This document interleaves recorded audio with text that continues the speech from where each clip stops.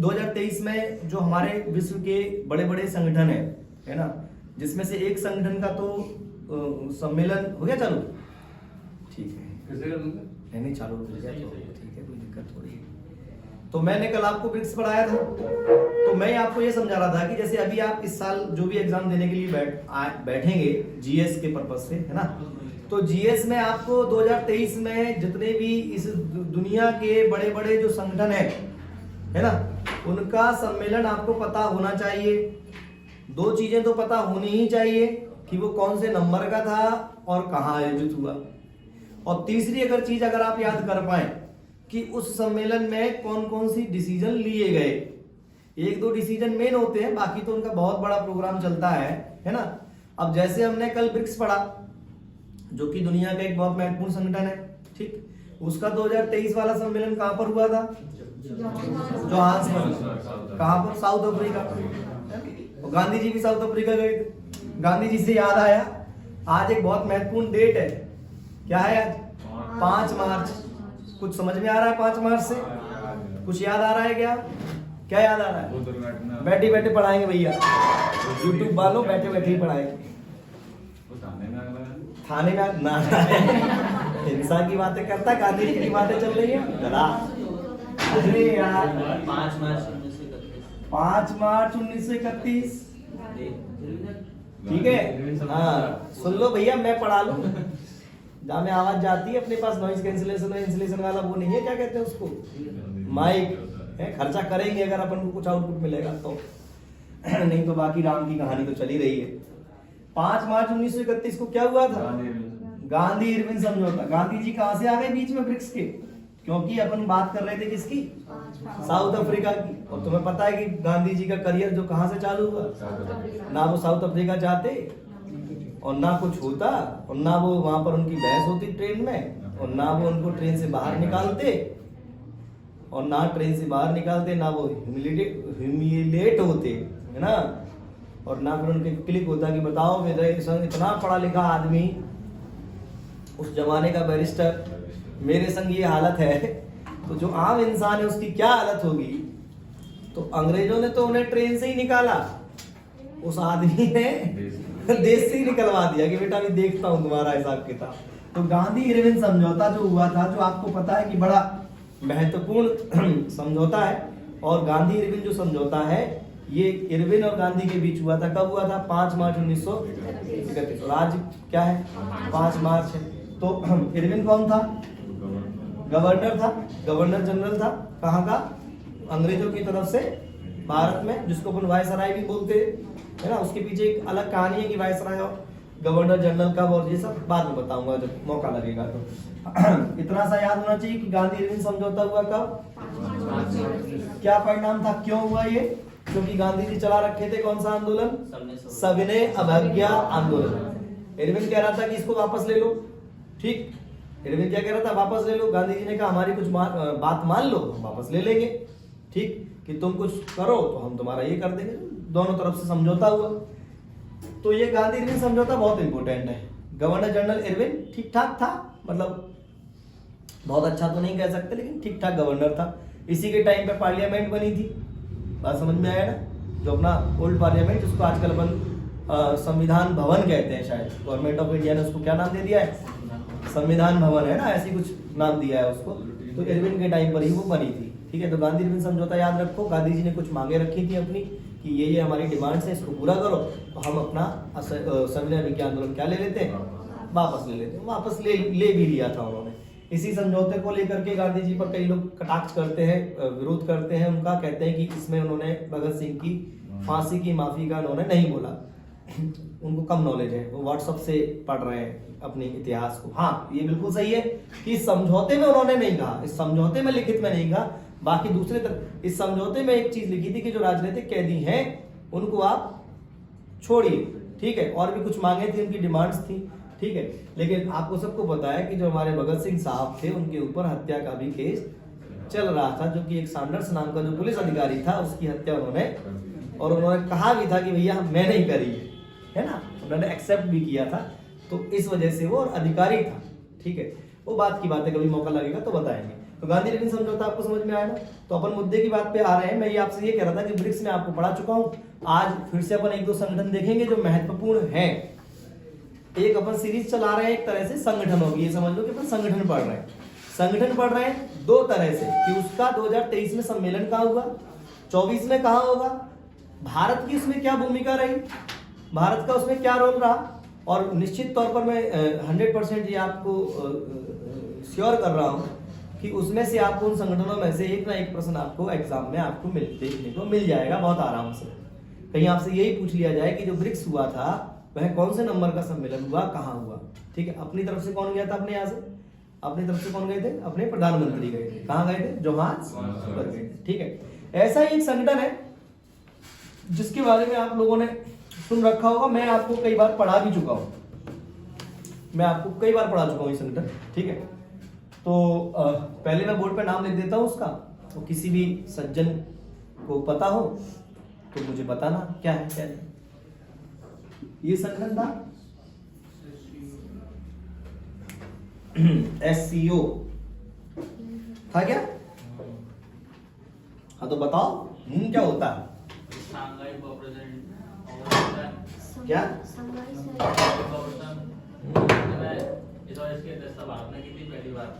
कब की थी, अभी देखो एक संगठन है जिसको कहते हैं संघाई कॉरपोरेशन ऑर्गेनाइजेशन,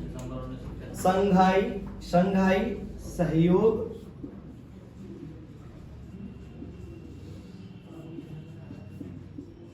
संघ। नोट कर लेना जिसको नोट करना हो, और जिसको नहीं करना है वो ना करे, कोई दिक्कत वाली बात नहीं है ना।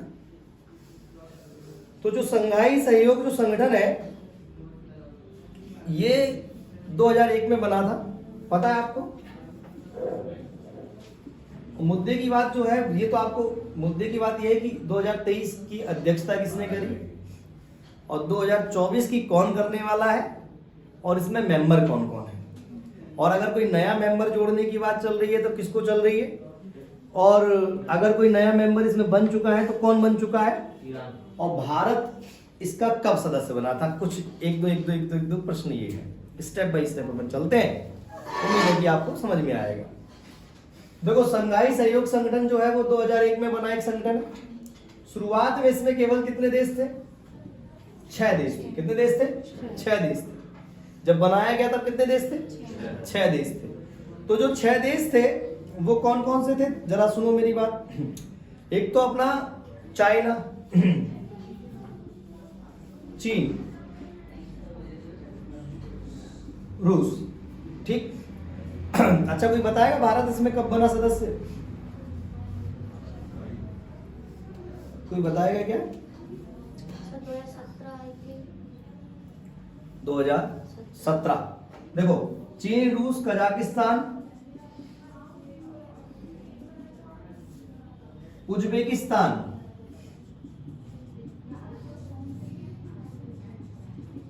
और तुर्कमेनिस्तान। समझ लेना, जो बोल रहा हूं वो सुनो जरा, बोर्ड पे शायद थोड़ा समझ में लिखने में ना आए, उसको कर्टेन को रोशनी आ रही होगी ना उस पर। तजाकिस्तान क्या कितने हो गए, 1 2 3 4 5। तजाकिस्तान क्या हो गया, तजाकिस्तान अरे सामने वाला तजाकिस्तान। ठीक है, अभी इसकी बैठक की जो अध्यक्षता करी वो अपन ने करी, मतलब इंडिया ने करी। 2023 की जो बैठक है उसका जो है अध्यक्षता किसने किया, भारत ने किया। लेकिन मजे की बात ये है कि ये जो बैठक थी वो वर्चुअल बैठक थी। कैसी बैठक थी, वर्चुअल, है ना। कहीं पर ये सम्मेलन आयोजित नहीं हुआ, अगर होता तो कहाँ होता, नई दिल्ली में होता। सही है कि नहीं, सही है। अगर होता तो कहाँ होता, नई दिल्ली में होता। ठीक है, अच्छा ये तो इसके संस्थापक सदस्य हो गए, लेकिन बाद में इसमें 2 देशों को और जोड़ा गया। वो 2 देश कौन कौन से थे, एक तो भारत और दूसरा अपना पड़ोसी पाकिस्तान। ठीक है, तो ऐसे करके इसमें सदस्य संख्या कितनी हो गई? 8 हो गई। अभी हाल ही में जो 2023 में हमने मीटिंग की, इसकी एससीओ की जो मीटिंग हुई, जो कि 23वें नंबर की मीटिंग थी भारत में नहीं, मतलब ओवरऑल इसका कौन सा सेशन था? 23वां। तो जो 23वां इसका जो सम्मेलन है वो जो हुआ वो भारत में हुआ, और इसमें एक नया सदस्य और ऐड कर दिया अपन ने। ठीक है, कौन सा सदस्य ऐड हो गया इसमें? कौन हो गया? ईरान। ठीक है, और एक सदस्य और इसमें लाइन में लगा हुआ है जिसने अप्लाई किया है कि मेरे को भी आप सदस्यता दे दीजिए, बेलारूस। नहीं आ रही बात समझ में? स्टेप बाय स्टेप चले। एससीओ नाम का एक संगठन जो कि 2001 में बना, जिसकी 2023 की मीटिंग की अध्यक्षता किसने करी? भारत ने की। कौन से नंबर का था? 23वें नंबर का। इसका फुल फॉर्म क्या है? संघाई सहयोग संगठन। ठीक, इसमें शुरुआत में कितने देश थे? 6 देश थे। रूस और चाइना को अलग याद कर लो, कजाकिस्तान और अपना उज्बेकिस्तान, तुर्कमेनिस्तान। ठीक है, तो ये अपन को एक अलग याद करना है। बात समझ में आया? 2017 में भारत और जो पाकिस्तान है, भारत पाकिस्तान को इसका सदस्य बनाया गया। किसको? भारत और पाकिस्तान को इसका सदस्य बना। तो भारत एससीओ का सदस्य कब बना? एससीओ का सदस्य कब बना भारत? 2017 में। अभी ईरान कब बन जाएगा? 2023 में। बेलारूस कब बन जाएगा? 2024 में। इसको अपन हटाओ, तुर्कमेनिस्तान इसका सदस्य नहीं है, इसका सदस्य किर्गिस्तान। ठीक है, याद रख, हो जाएगा, लिखना है के बोर्ड पे। क्या नाम है? किर्गिस्तान। ये सब सेंट्रल एशिया के देश हैं। जैसे ही आप चाइना से ऊपर की तरफ जाओगे, मंगोलिया क्रॉस होगा, फिर और ऊपर की तरफ जाओगे तो आपको आसपास मिल जाएंगे, रसिया के आसपास में सेंट्रल इंडिया के बीचों बीच देश मिल जाएंगे आपको। तुर्कमेनिस्तान को हटा लेना, वो तुर्कमेनिस्तान बाय मिस्टेक लिख गया था। तो चीन, रूस, कजाकिस्तान, उज्बेकिस्तान, कजाकिस्तान और किर्गिस्तान। एससीओ नाम का संगठन। बैठक कहाँ हुई इसकी? नया सदस्य कौन सा जोड़ा गया? ईरान। कौन ऑनलाइन में लगा हुआ है? अप्लाई कर रखा है। कब तक सदस्यता मिल जाएगी? 2024 की जो मीटिंग होगी उसमें इसको सदस्यता दे दी जाएगी, ऐसा डिसीजन लिया गया है। अब 2024 में कौन सा सम्मेलन होगा इसका? 24 में। कहां पर होगा? वो होगा कजाकिस्तान में। कहां पर होगा? कजाकिस्तान। क्लियर है क्या? हमको भी इतना ही जानना है बस, ज्यादा जानेंगे तो दिक्कत हो जाएगी।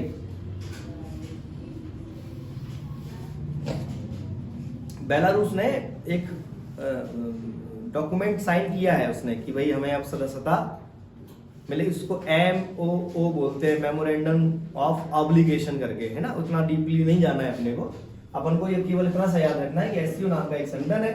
शुरुआती संस्थापक सदस्य जो देश थे जिन्होंने बनाया था वो 6 देश थे। ये कजाकिस्तान और किर्गिस्तान दोनों की से चालू हो रहे हैं, उज्बेकिस्तान और तजाकिस्तान। रूस और चाइना। 2017 में भारत और पाकिस्तान को इसकी सदस्यता दी गई। पाकिस्तान का जो समर्थन किया वो चाइना ने किया, अपना समर्थन किसने किया? रूस ने किया।